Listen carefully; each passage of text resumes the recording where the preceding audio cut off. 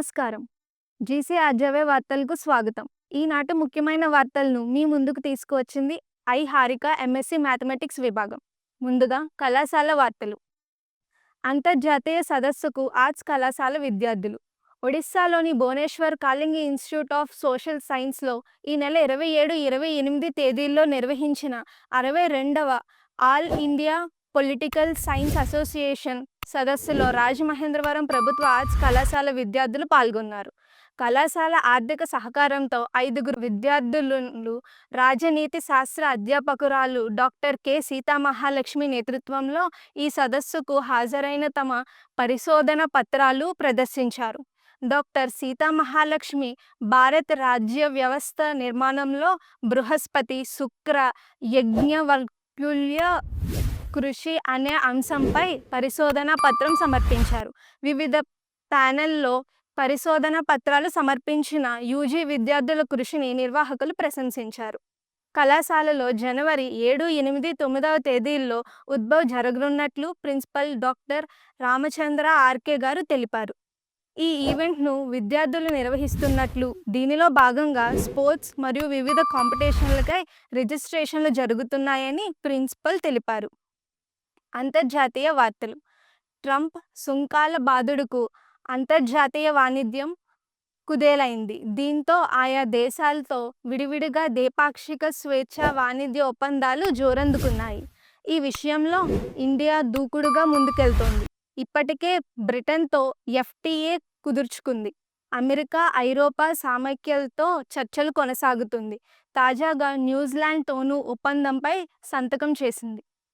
జాతీయ వార్తలు. వచ్చే ఏడాది మే 17న జరగనున్న జేఈఈ అడ్వాన్స్ 2026కు ఏప్రిల్ 23వ తేదీ నుంచే దరఖాస్తుల స్వీకరణ ప్రారంభమవుతుంది. అడ్వాన్స్ పరీక్షను మే 17న జరుపుతామని ఈ నెల 5వ తేదీన ప్రకటించిన ఐఐటి రూర్కీ సోమవారం పూర్తి షెడ్యూల్ను జారీ చేసింది. జేఈఈ మెయిన్స్లో కనీస స్కోరు సాధించిన 2.50 లక్షల మందికి మాత్రమే అడ్వాన్స్ పరీక్షకు రాయడానికి అవకాశం ఉంటుందని తెలిపింది. రాష్ట్రీయ వార్తలు. అనకాపల్లి జిల్లా ఎలమంచిలి సమీపంలో ఆదివారం అర్ధరాత్రి 12:45 గంటల సమయంలో టాటానగర్ ఎర్నాకుళం 18189 ఎక్స్ప్రెస్ అగ్ని ప్రమాదానికి గురైంది. ప్రయాణికులు అంతా గాఢ నిద్రలో ఉన్న వేళ నడుస్తున్న రైల్లో అర్ధరాత్రి మంటలు చెలరేగాయి. క్షణాల్లో 2 బోగీలకు వ్యాపించాయి.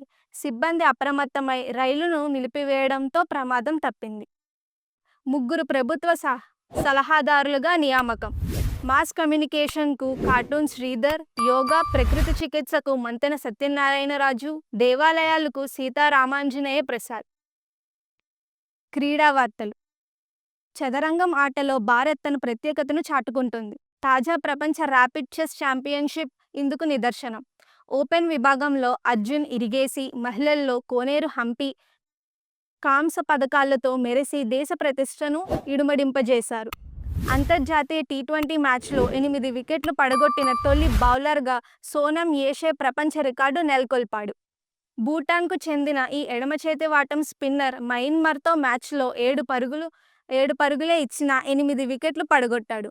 మొదటి భూటాన్ 9 వికెట్లకు 127 పరుగులు చేయగా అనంతరం సోనం ధాటికి మయన్మార్ 45 పరుగులకే కుప్పకూలింది. వాతావరణం.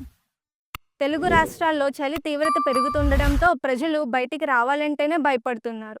కాగా అనేక జిల్లాల్లో సింగిల్ డిజిట్ కనిష్ట ఉష్ణోగ్రతలు నమోదవుతుండగా ఈ పరిస్థితి డిసెంబర్ 31 వరకే మాత్రమే కొనసాగుతుందని వాతావరణ శాఖ వెల్లడించింది.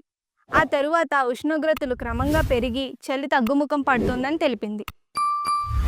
ఈ వార్తలు ఇంతటితో సమాప్తం. తిరిగి రేపటి వార్తల్లో కలుసుకుందాం. నమస్కారం.